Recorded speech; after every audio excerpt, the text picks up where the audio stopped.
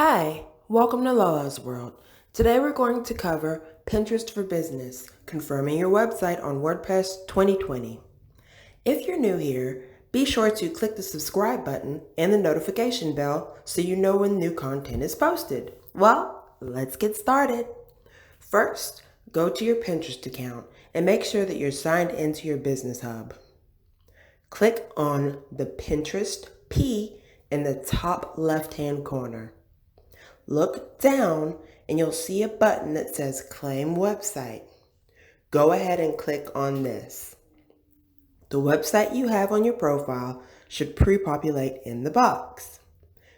Once you see it there, click Claim to the right side of the box. From here, the easiest method is to add HTML tag. So we will do this. Click the button for Add HTML tag. Highlight, right-click, and copy the text that appears and click Next. Then go to your WordPress admin and make sure you're logged in. Scroll down until you get to SEO. And I use a free WordPress plugin called Yoast. Once you click on SEO, click on Social. Click on Pinterest and paste your verification code in the box. And be sure to save the changes.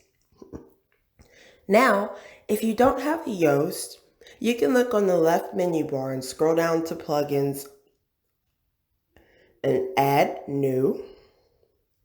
Search for Yoast and then install and activate. I already have Yoast, but if I didn't, the install and activate options would show here. Okay, so once you have everything saved, go back to Pinterest and click Next and then Submit. It takes Pinterest approximately 24 hours to approve. Sometimes it can be sooner. Well, thanks for watching Pinterest for Business, confirming your website on WordPress 2020. If you have any questions, comments, be sure to leave them down below. Also, don't forget to like, subscribe, and check out the other videos on this channel.